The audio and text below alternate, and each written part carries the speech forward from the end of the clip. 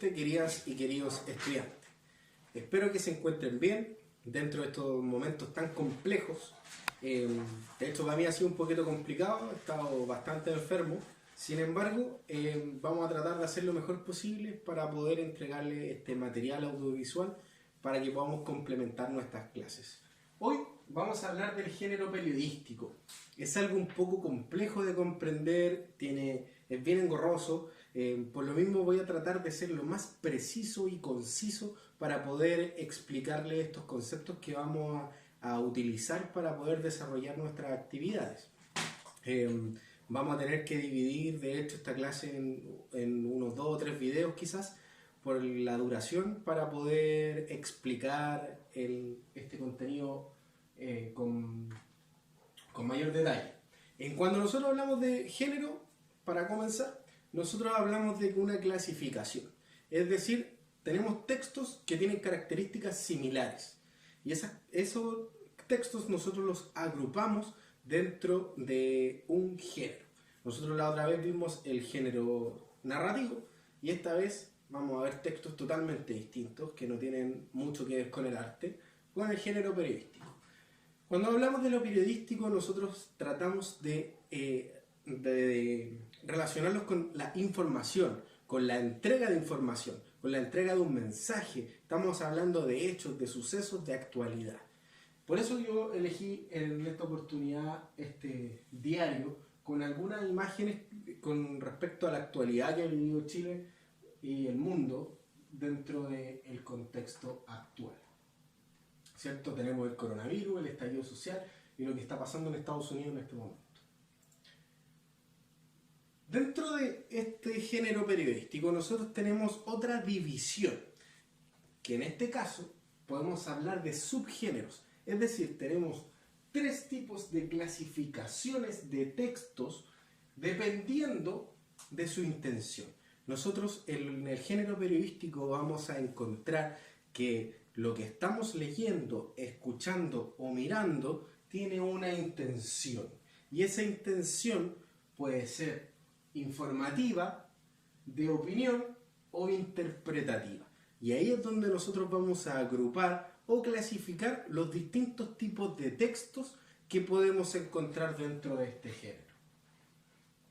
En cuanto a los textos informativos, nosotros estamos hablando de textos que buscan ser objetivos, es decir, no influir dentro de la veracidad de la información que estamos entregando.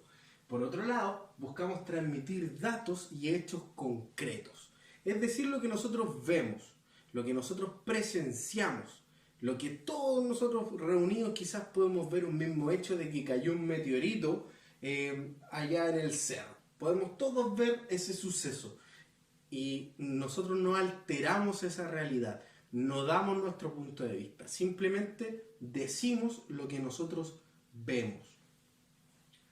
Dentro de estos textos nosotros podemos encontrar la noticia, el reportaje objetivo y la entrevista objetiva, que yo los voy a explicar más adelante.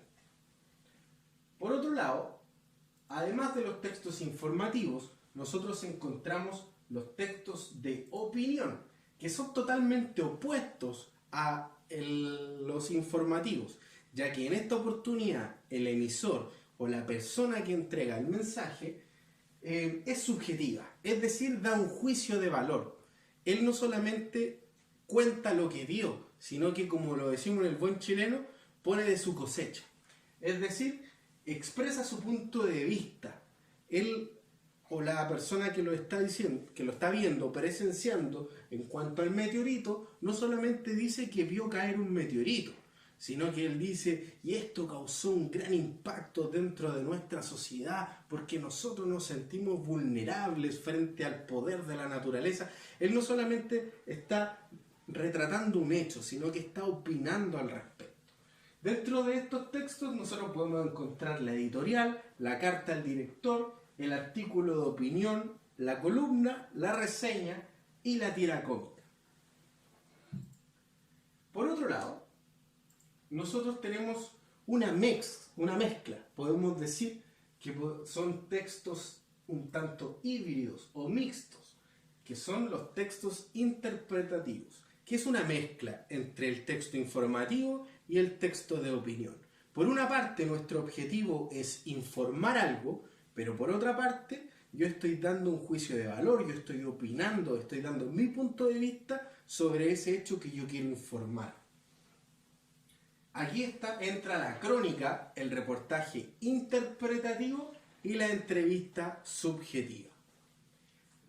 Sin embargo, para que nosotros podamos comprender cómo funciona cada uno de estos textos, y antes de explicar sus características, nosotros tenemos que hablar un poco de los elementos que influyen dentro de este proceso comunicativo. Porque estamos hablando de textos que buscan o tienen la intención de contarnos algo, ¿cierto? Entonces nosotros tenemos los factores de la comunicación, que son los elementos que interfieren dentro de este proceso. Y nosotros tenemos este esquemita. Para que un proceso comunicativo funcione y sea realmente adecuado, no solamente yo necesito un emisor, un receptor y un mensaje. Es decir, alguien que dice algo para alguien, sino que también necesito de otros elementos que influyen dentro de este proceso tan complejo y que muchas veces no funciona. ¿Por qué? Porque no solamente necesito un emisor, una persona que le envía un mensaje a alguien, sino que yo necesito un canal. ¿Qué es un canal? Es un medio. Es por dónde se envía el mensaje. Yo le estoy enviando este mensaje en este momento a través de un teléfono celular que está grabando esta clase y que luego va a ser subida en internet a través de ciertas plataformas. Es decir, ese es nuestro canal en este momento. Y además yo estoy utilizando el recurso verbal para poder contarles esta clase.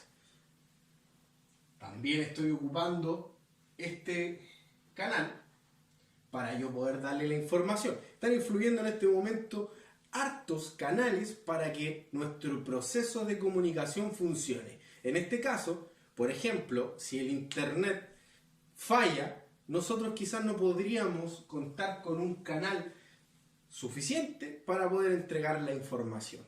Por otro lado, nosotros tenemos que manejar un código similar. En este caso es el idioma, es el lenguaje en español. Por ejemplo, si yo estoy dando esta misma clase para estudiantes en Italia, ellos probablemente no me van a entender si no manejan el idioma español. Es por eso que van a necesitar subtítulos. En ese caso, nuestro código va a ser el lenguaje, pero distintos idiomas. Va a ser la traducción. Por otro lado, además, yo necesito un contexto de comunicación para llevarlo a cabo.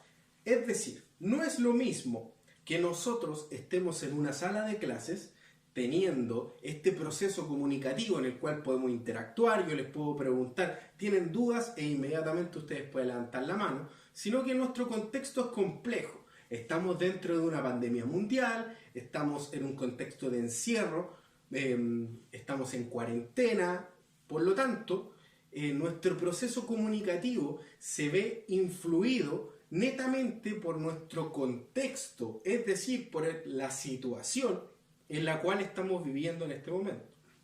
Además del tiempo, este proceso comunicativo no es instantáneo. Lo que yo estoy hablando no le llega a ustedes inmediatamente porque lo estoy grabando, lo van a ver después.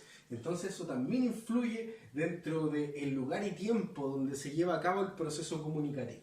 No es lo mismo también para mí estar hablándole a un teléfono que estar hablándole a ustedes en persona. ¿Ven? Nos acaba de fallar el canal en este momento. Sirvió para el ejemplo. Por otro lado, además, nosotros necesitamos manejar un referente en común. Es decir, algo que nos evoca este mensaje. Nosotros tenemos que manejar las mismas, el mismo conocimiento sobre algunas cosas para poder comprenderlas. Es decir, por ejemplo, si yo les nombro alguna palabra totalmente compleja, algo que ustedes nunca han escuchado en su vida. Y yo hago como que nada, yo sigo hablando y nombro esa palabra y sigo hablando. Ustedes probablemente no van a entender nada. Va a haber un proceso comunicativo defectuoso, porque yo estoy utilizando una palabra que ustedes no manejan. No existe en su referencia, no tienen de qué armarse una imagen mental de lo que yo estoy hablando. En cambio, si yo les digo dinosaurio, a usted automáticamente se les va a venir la imagen a la mente de un dinosaurio. Ya sea con las características, colores, tamaños que sean, pero sí van a tener por lo menos una imagen dentro de su cerebro común al resto de las personas. Es por eso que muchas veces los procesos comunicativos en las salas de clases no funcionan, porque el profesor o la profesora empieza a hablar, empieza a decir palabras y los estudiantes no levantan la mano para formular dudas y se quedan con eso, y la palabra jamás tuvo un proceso de entrar en tu cerebro, crear una imagen y luego poder comprender, sino que simplemente pasa y ahí va avanzando.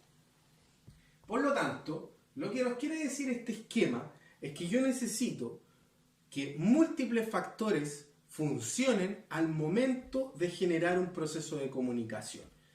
Es así como también se da en el cotidiano, cuando nosotros no nos entendemos con otras personas, con nuestros padres, nuestras parejas, nuestros hijos. Nosotros no nos entendemos porque a veces tenemos, ya, está la otra persona, estamos nosotros, está la otra persona y está el mensaje que nosotros queremos entregar. Quizás manejamos el mismo idioma, pero quizás no estamos manejando un canal adecuado, o quizás nuestro contexto no es adecuado. Por eso ocurren muchas de las peleas en el diario vivir.